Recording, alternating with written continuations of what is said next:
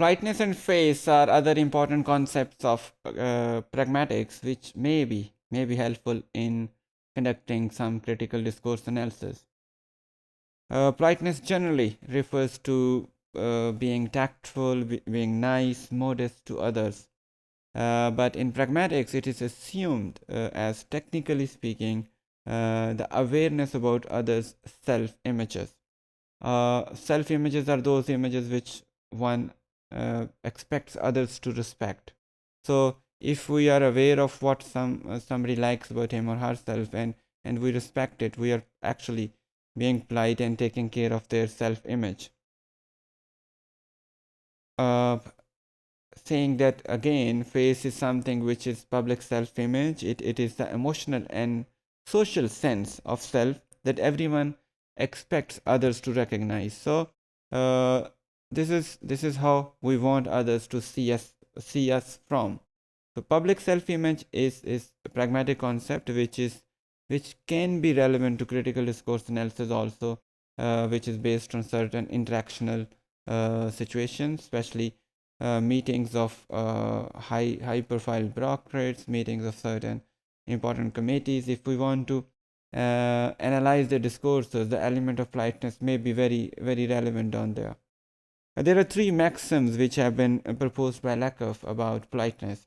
Number one, do not impose on others. For example, if you can just press upon yourself on others in a certain situation, do not do that. If you have to disturb that somebody, for example, use expressions like, I am sorry to bother you, but this is something urgent which I would like to share with you. You're just interrupting people. So do not interrupt straight away. That would not be polite.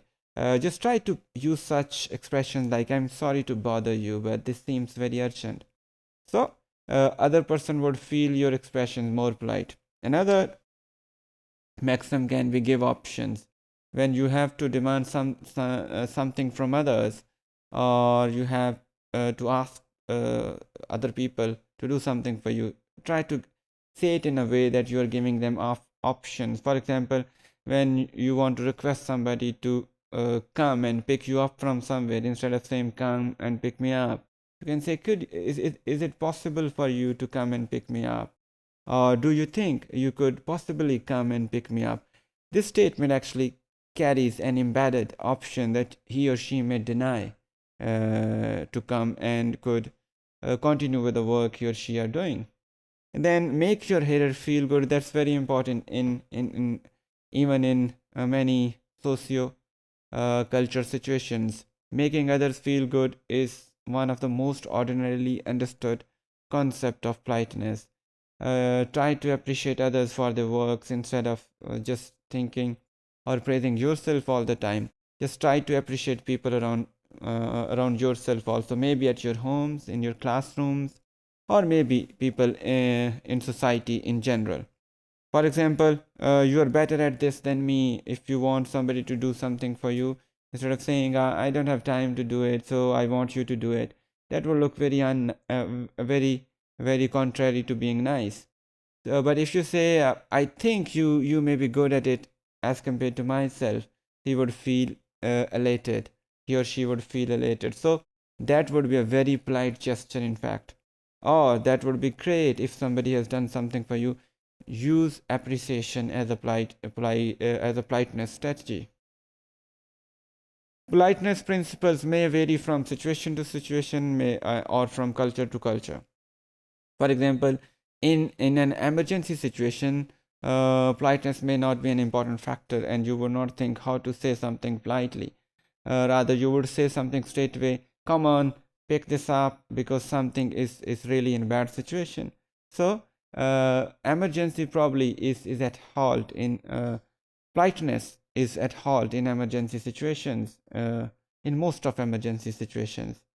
Politeness may not always be a matter of words, but how you say it.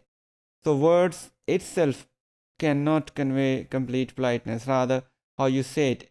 For example, if you say a very polite word in a very harsh manner, convey politeness. But if you say a very harsh message in a polite manner or indirect manner, sometimes we use certain linguistic techniques we write bad newsletters in an indirect way, just for the consideration of politeness. So politeness can be brought in through the way we convey a certain message. That should also be kept in mind.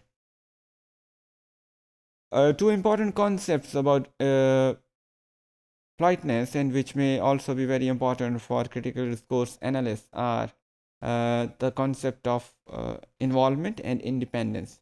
Involvement refers to the need of people have to be involved with others, and to show this involvement, not only you need to be involved with others, but you have to show it also. Make them realize that you belong to them, you're a part of their communication, their group, society, by agreeing with them, by showing your interest in the topics they are discussing. You can show this involvement, and involvement is a very important politeness feature. Then independence. Independence refers to a person's right not to be dominated by others. So when you have a chance to interact with others, or you have a power to intervene in others' matters, do not do it ruthlessly. Just try to respect others' independence also. Try to interrupt in a polite manner by seeking their consent while doing so. By giving people options, by apologizing for interruptions, etc. Both involvement and independence are important, and they constitute politeness in general. Choosing a politeness strategy may not be a straightforward decision. It would again depend from the situation you are in, or the context you are working in, and also on how socially close or distant you are from the hearer or the group of hearers. If you are very close to them, you probably may get away with some kind of impoliteness sometimes also, or some kind of your impolite gestures may not be taken as impolite, and they may be taken as frankness only. So yeah, your distance with your listener is very important in deciding the parameters of politeness. Then how much or how little power you have over the hearer.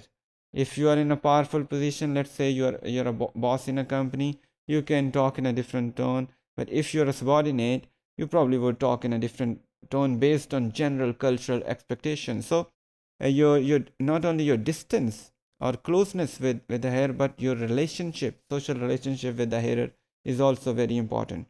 Then how significant what I want is to me and to the person I'm talking to.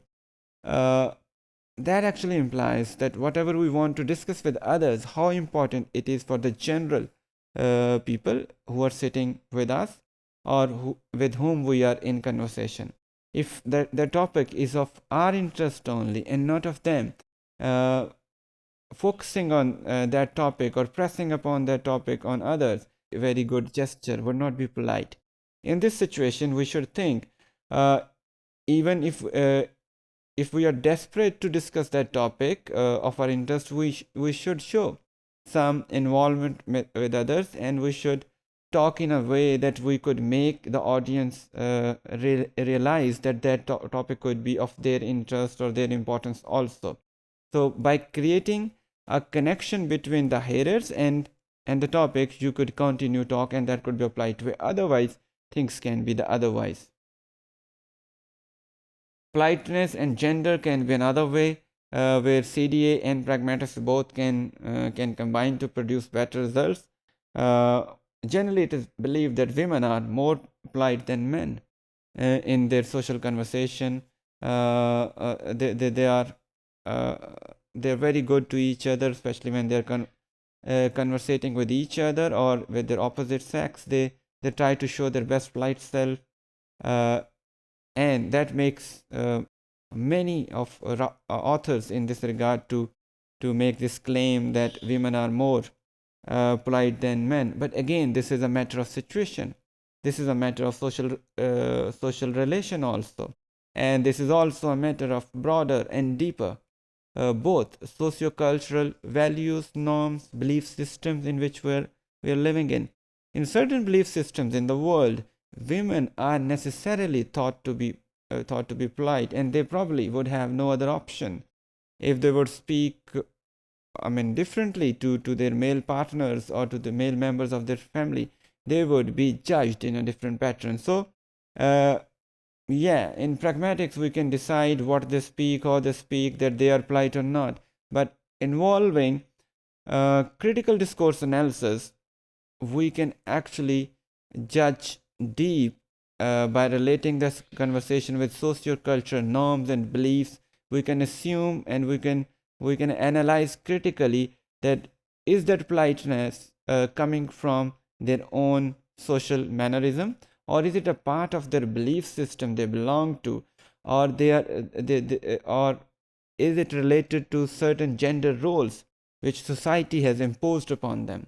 So this could make a very interesting and fascinating study, and that would probably would help us looking into power and politeness in a society. And there could be other interactions in the society beyond gender interactions also, which could help us gauge the relationship between power and politeness. Then we move on to face-threatening acts which are related to politeness. These are those which threat to another person's self-image. That means they are not polite. And for example, if you talking to an elder, you say to that elder, "Give me that paper." That would be a very straight, plain order to an elder, and this would be impolite in most of the situations in the world. In contrast, we have face-saving acts, which means preserving somebody's face through your polite manners, especially when you have power to threat somebody's face. Let's say you are a boss and you can order somebody's stateway in plain words, still you don't do it. You just ask, "Could you do this work for me?" Instead, you could have said, "Do this work for me," but you have chosen a polite way of saying it. "Can you do this work for me?" Just requesting in a polite manner. This kind of act is called face-saving act. But because in this situation you have saved somebody's face when you were not supposed to. There could be other examples. While requesting somebody, you could say, "Could you pass me that paper?